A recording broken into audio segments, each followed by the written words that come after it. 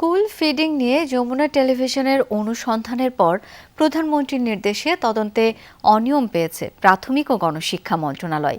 সব ঠিকাদার কোম্পানিকে ফুড টেকনিশিয়ান নিয়োগের নির্দেশ দিয়েছেন প্রাথমিক ও গণশিক্ষা প্রতিমন্ত্রী ববি হাজ্জাজ। ৩০ কর্মদিবসের মধ্যে ফের অনিয়ম হলে চুক্তি বাতিল, মামলা সহ কঠোর ব্যবস্থা নেওয়ার নির্দেশ দেওয়া হয়েছে। আর একজনের মধ্যেই স্পষ্ট করতে বলা হয়েছে সাপ্লাই চেইন ম্যাপিং। প্রতি সপ্তাহে কিভাবে ১৭ কোটি টাকা লোপাট হয় সেই অনুসন্ধান করে যমুনা টেলিভিশন। খুব একটা সমস্যা হবে। এইখানে একটু ফাঙ্গাস মনে হচ্ছে কেন এখন তো, যে এই অংশটা। দেশের নানা গণমাধ্যমেও সস্তা নিম্নমানের খাবার সরবরাহ এবং সেই খাদ্য খেয়ে শিশুদের অসুস্থ হওয়ার ঘটনায় হচ্ছে আলোচনা সমালোচনা। এমন অবস্থায় তদন্তে নামে প্রাথমিক শিক্ষা মন্ত্রণালয়। অনিয়ম পাওয়ায় রোববার মিরপুরে হয় ঠিকাদার, জেলা শিক্ষা অফিসার সহ সংশ্লিষ্টদের নিয়ে নির্দেশনা ও মতবিনিময় সভা। যারা আমাদের মন্ত্রণালয়ের অংশ, তারা যদি আজকে অ্যাটেনশন না দেন, আগামী দিনে আপনার চাকরির কি অবস্থা থাকবে আমি কোনো গ্যারান্টি দিতে পারবো না। যারা সাপ্লায়ার্স আছেন, আপনারা যদি অ্যাটেনশন না দেন, আগামী দিনে আপনাদের সাথে আমাদের কোনো ব্যবসা আদৌ হবে কিনা সেটারও কোনো গ্যারান্টি থাকবে না। ফুড টেকনিশিয়ান নিয়োগ, সাপ্লাই চেইন ম্যাপিং সহ নানা কঠোর নির্দেশনা দেওয়া হয় মন্ত্রণালয়ের পক্ষ থেকে।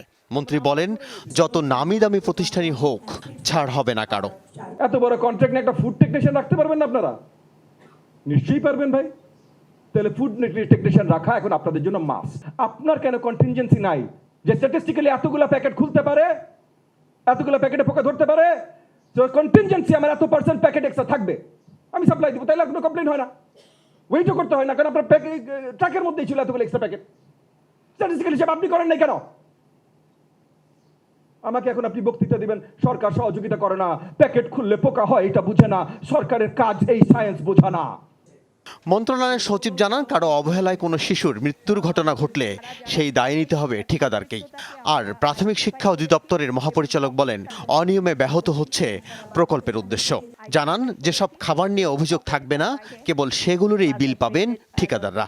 যদি এটার ব্যত্যয় হয় তবে হয় এটা আমরা বাদ দেব, না হয় আমরা রিজেক্ট করে দেব, না হয় এটার যে চুক্তি বাতিল করব, না হয় আইনগত কোনো ব্যবস্থা নেব। মনিটরিং দুর্বলতার কারণেই কিন্তু এই ঘটনাগুলি ঘটছে এবং রুট লেভেলে যারা কাজ করছে তারা দায়সারা করে কাজ করছে, তারা কিন্তু এই গুরুত্বটা বুঝছে না।